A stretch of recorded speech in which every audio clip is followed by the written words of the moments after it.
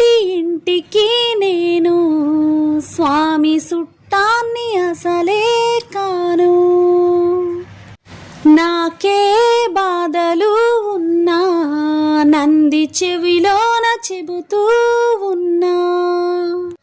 నేను కొలుచుకుంటా నా గుండె నిండా, కాపాడవయ్యా నా వెండి కొండ, వినవయ్య ఈశ్వరా.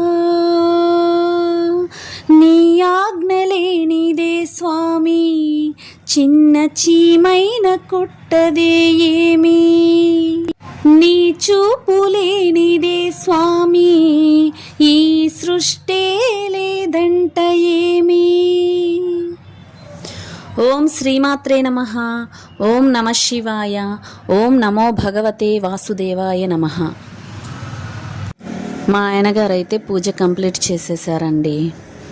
పాపం కింద షాప్లో కూడా పూజ చేసుకొని ఇప్పుడే వచ్చారు, టిఫిన్ తిందామని వచ్చారు. ఇంకా నేను దేవుడికి పూలు పెట్టుకుంటూ ఉంటే చూసి ఇంకా మా ఆయన అయితే దీపం పెట్టేశారండి.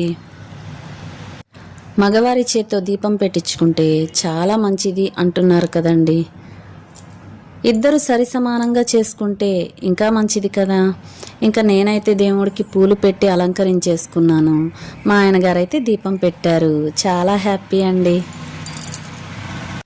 ఇక స్వామి మాల వేసుకున్నారు కాబట్టి పొద్దున్నే టెంపుల్కి కూడా వెళ్ళొచ్చారు. ఇంకా షాప్లో దీపం పెట్టుకున్నారు. ఇంకా మన ఇంట్లో కూడా దీపం పెట్టేశారండి. పూజ కంప్లీట్ అయిపోయినాక మా ఆయనగారు అయితే దోశలు తినేసి ఇంకా ట్రావెల్స్ ఆఫీస్లోకి వెళ్ళిపోయారు. ఇక నా కోసం దోశలు అయితే పోసుకుంటున్నాను. నేను వేసుకున్న డ్రెస్ ఎలా ఉంది చెప్పండి.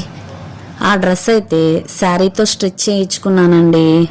ఎప్పటి నుంచో లాంగ్ డ్రెస్సులు వేసుకుందాం అనుకుంటున్నా శారీతో కుట్టించుకొని. ఈ మధ్య ట్రెండ్ అయిపోయింది కదా, మంచి శారీ సెలెక్ట్ చేసుకోవడం, అలా లాంగ్ డ్రెస్ కుట్టించేసుకోవడం. మన ఒంటికి తగ్గట్టు బొటిక్లో అయితే చాలా బాగా కుడతారండి.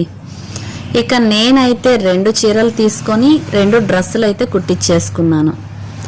ఎలా ఉంది? లాంగ్ అండి, చాలా లాంగ్. బ్యాక్ నెక్ కూడా బొటిక్ ఆమె పెట్టింది. మ్యారేజ్ అయిపోయింది కదా, కొంచెం డీప్ నెక్ పెట్టుకుంటే బాగుంటుంది అని చెప్పి బొటిక్ మేడం ఇలా కుట్టించారు.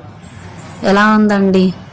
2 శారీస్ వచ్చేసి 1000 రూపీస్ పడింది. ఇంకా స్టిచ్చింగ్ వచ్చేసి లైనింగ్తో కలిపి ఒక్కొక్కటి 1000 రూపీస్.